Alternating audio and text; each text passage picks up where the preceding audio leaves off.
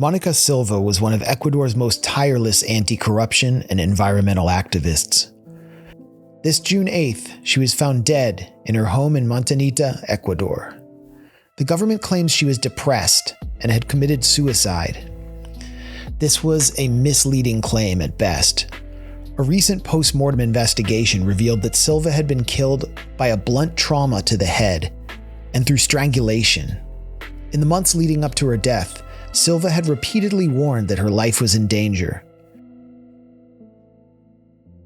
She also revealed that she had presented evidence to the U.S. Embassy in Quito of Ecuadorian President Daniel Noboa's links to the international drug trade.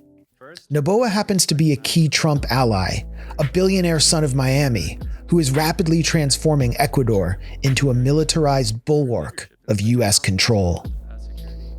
As a foreign citizen born in Poland, Silva seemed to believe that she lived in a country where the rule of law prevailed, or at least she believed that it could be that way. Her killing, and the government's deceptive statements about it, demonstrate the harsh reality that has forced so many Ecuadorians into silence. In this country, it is not safe to investigate corruption.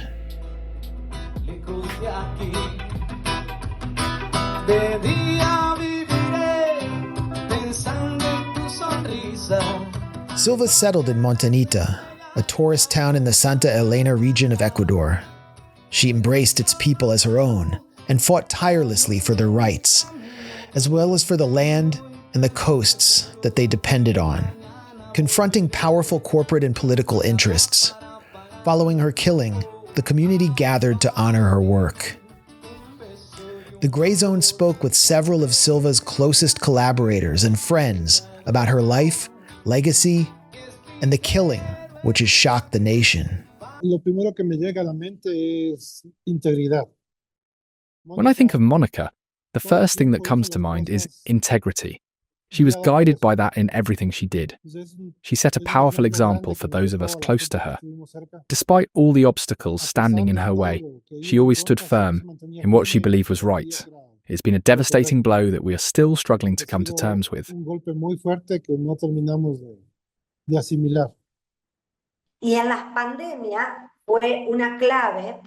She played a key role during the pandemic. She managed to secure foreign aid to provide food for all the communities. We're talking about, I don't know, more than 20 or 30 villages. She would go door to door distributing bags of food, assessing each family's needs, whether they lacked a mattress or didn't have water or electricity. I say this as a lawyer. Through my profession, I witnessed how she would get into trouble defending issues and causes that weren't her own, but belonged to others, to everyone. I think Ecuador owes her a great deal, you know, Monica. Silva revealed that she was warned by what she described as honorable insiders of a murder plot against her. She communicated these concerns publicly through media appearances and reported them to local authorities. I wasn't threatened with death.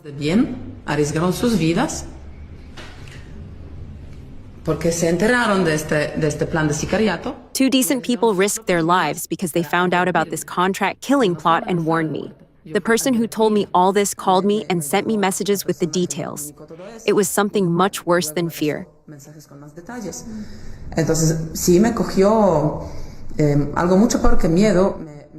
This was from Silva's last interview on March 19th of this year. I was told that the hitmen, the same men who killed Robinson Del Peso, were hired by Aguilar and his UPSE associates, and they are coming after me. It's supposed to happen this week, and for some reason they know my entire schedule, my movements, and my routine. Robinson Del Peso was Monica Silva's closest colleague. He'd been arrested, tortured, kidnapped, threatened and assaulted many times, but he refused to stand down. Here we present the plots of land that the mayor of La Libertad presumably intends to sell. The only areas remaining in the La Libertad canton, the only green spaces where a fine sports complex could be built.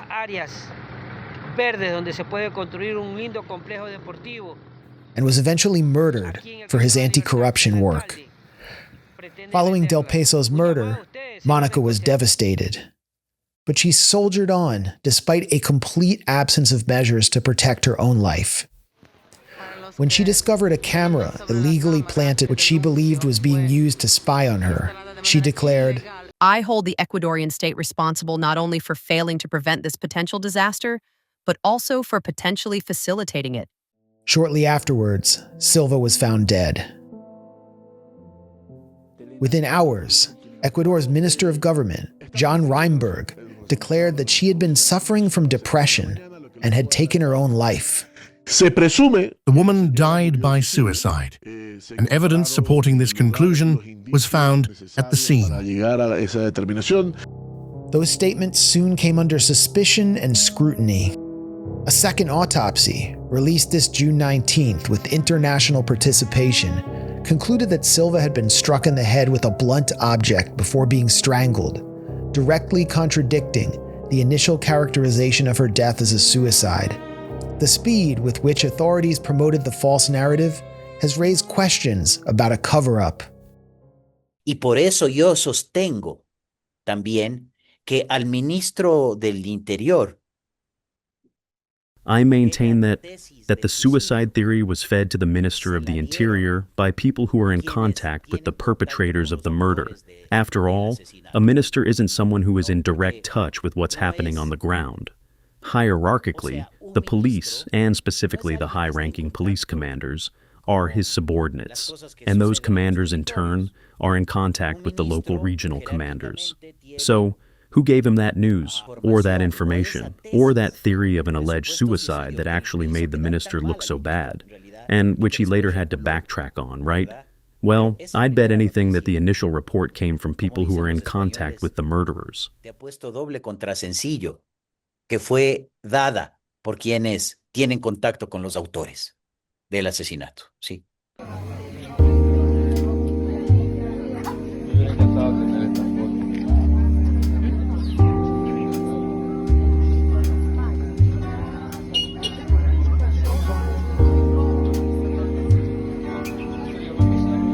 ¿Sí?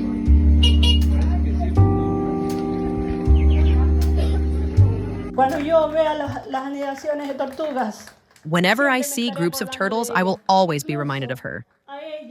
Her life was cut short on June 8th, World Oceans Day, a day when she always championed the ocean, advocating against its pollution by untreated wastewater. Thank you very much. That is all I can say.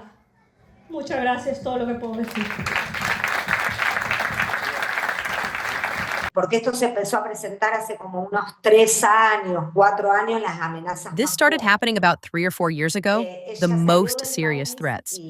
She left the country, and then, a few months later, I don't recall exactly how long, she returned, presumably thinking that things had calmed down and she could continue her struggle, but, well, that wasn't the case. She received threats for a very, very long time, from all sides, you know?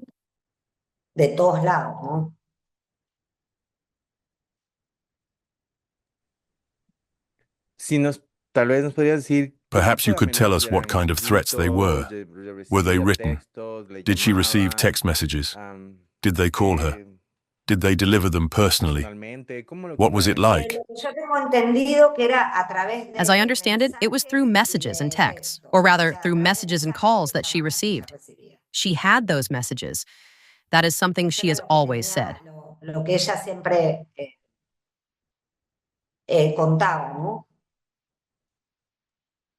Pues para la gente que escucha, si escucha esto, Well, for our audience, it's important to understand that Ecuador is currently the most dangerous country in Latin America. The social contract is severely strained, right? For as long as I can remember, things haven't necessarily worked the way they should. There are people facing extortion and threats every day, and the police aren't necessarily there to help them. Often, police officers actually work with criminal gangs. This is widely documented. So when we say she wasn't afraid, we mean she wasn't afraid in that specific context of total insecurity. Not being afraid in Poland, Argentina, or the United States is one thing, But not being afraid in Ecuador, in Montañita, is something else entirely, isn't it? Pero no tener miedo en Ecuador, en Montañita, es muy diferente, ¿no? Exactly, absolutely, because at no point was she protected. Despite the numerous complaints, she was never protected. The state never protected her, even with so many complaints and threats. Las redes sociales y tus seguidores pueden ser. Social media and its following can be a source of strength, certainly, but also a major vulnerability, because state legal institutions fail to function, yet your enemies can easily track you and know everything about you. That is what happened to her, and that is why I believe her killers had meticulously studied the best way to attack her. She operated independently of any political stance, calling everyone out, for Monica took aim at Carreistas, Noboistas, and social Christians alike. In other words, she attacked the perverse, harmful, and undemocratic structure that has controlled Ecuador for so many years. She challenged political elites who have historically been indifferent to the people and have stifled the country's development by prioritizing corporate interests over the common good. De políticas que tradicionalmente han sido tan indolentes con la gente en realidad. Monica tackled too many issues. We even used to tell her to tone it down a bit and not open up so many fronts at once because it simply wasn't humanly possible to handle it all. I couldn't even keep track of the topics she was discussing at times, but that was just her nature. Once she latched onto a subject, she would pursue it to the very end, digging up every bit of information possible. Then, on March 9th, she received a direct threat. She got a call warning her, "Hey, the same people who killed Robinson del Peso are coming after you." She immediately made arrangements for the girls' care and flew to Quito the very next day. She spent 3 weeks in the capital with just a brief trip back to Montañita to pick up the girls and bring them to Quito. And if you look at all her statements, she held those people responsible for whatever might happen to her throughout this entire process. Because there were so many interconnected issues. Land trafficking linked to money laundering, and money laundering linked to the contamination of shipping containers by drug traffickers. It was all a chain reaction.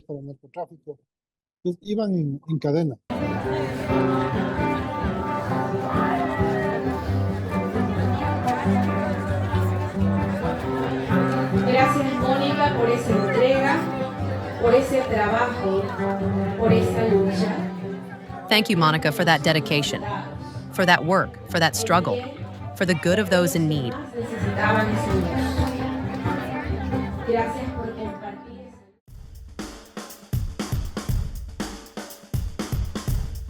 Orlando Perez is a veteran journalist and critic of the government. He argued that the high-profile nature of the case and Silva's Polish nationality should open the door for a serious international investigation. Recently in the Amazon, 3 farmers defending nature were killed. Yet, most people do not know their names. But Silva was a Polish citizen who had publicly denounced figures associated with the government, like Niels Olsen and Cynthia Gelibert. Ecuadorian authorities cannot act with the same degree of impunity as with locals. Ecuador's comptroller, Mauricio Torres, sued Monica Silva when she helped expose numerous cases of nepotism and obvious conflicts of interest involving him.